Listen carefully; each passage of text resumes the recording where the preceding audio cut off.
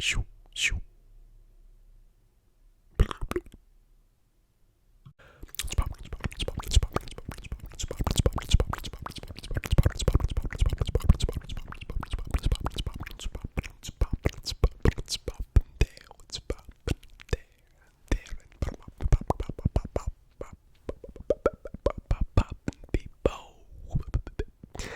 It's Sufficient Whispers, back on the mic, and this is exclusive Patreon conspiracy video number 2.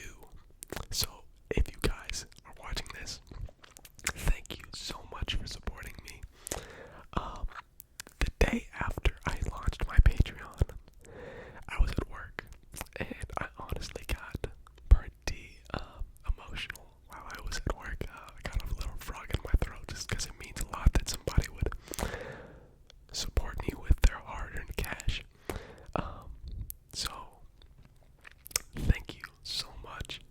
I got to that goal way faster than I thought I would. I thought it would take like a month or two. So I was not prepared at all to make another video, any conspiracy video soon. And I was surprised when I got there. So thank you for the patience as well. So yeah, after I got all that sentimental stuff out of the way, let's move on to the reason why y'all clicked this video. The conspiracy. So y'all picked time travel conspiracy over the anti-aging conspiracy and the Michael Jackson conspiracy, which I might have to do a Michael Jackson conspiracy anyway, because that is one of my favorite. I love the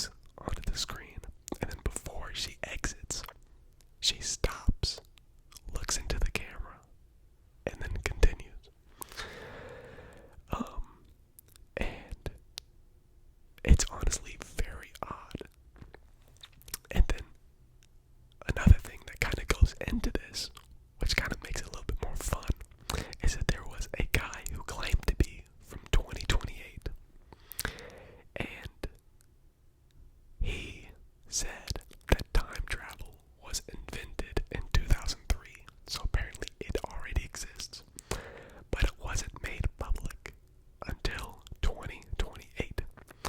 This video was taken in 1928, so maybe somebody wanted to go back 100 years earlier, and they really appreciated Charlie Chaplin's. Oh no, are you kidding me? Oh, now that the tornado siren is over, we can continue the video. But anyway, yeah, maybe somebody just really appreciated Charlie Chaplin's comedic, cinematic humor way before his time, I guess. Anyway, let's move on. In 1938, a similar thing happened, except this one was more obvious that she was talking on some type of cellular communication device or was whatever. So this young lady walks up to the camera. She's looking directly into the camera, talking, obviously talking. And in 1938, it's unlikely that some type of communication device was this small that you talked in this fashion. And so many believe that this was a time traveler who just wanted to be on TV, showing off her little phone, and wanted to go back in time, you know what I mean? Now there were some other little occurrences that happened. So I'll have to go back and find these videos. Hopefully I'll be able to find pictures, but there was one where these two cars took off really fast and then a dog just randomly appeared out of nowhere behind one of the cars. And some believe that it was some type of test. Before they did it with humans, they wanted to try it out with dogs, and the dog did survive. But I don't know anything of the backstory or what happened from there, whether they found the dog. I don't know. But it was kind of weird. And if it was editing, good job. It's interesting. There's also little videos where it looks like somebody's gonna get hit on a motorcycle by a semi-truck, and then something just pops out of nowhere, and the motorcycle disappears. There's a bunch of those videos, so if you guys are interested in those kind of things where it might be pretty easy for somebody to edit that stuff, but it looks cool, go check it out. Anyway, there is a guy who apparently is running for president. I think he's running for president in 2020. His name is Andrew Basiago, and he is a lawyer who claims to have been in a time travel experiment by a governmental time travel experiment when he was a child, and he claims that he went back to, I think it was what's the Gettysburg Address in 1865? I think that's what it was. I could be wrong. I just like to throw these dates out. And then my fact checkers usually like, you're an idiot. It was like 1867. But anyway, there is a picture of a kid, and he looks to have some modern clothes on that are maybe from like the 70s, 60s, 70s, you know, and he just kind of looks out of place, and Andrew Basiago claims that that was him, so I think that's kind of interesting, and he is a lawyer, and he's running for president, so I don't know what he's doing, if he's lying about that.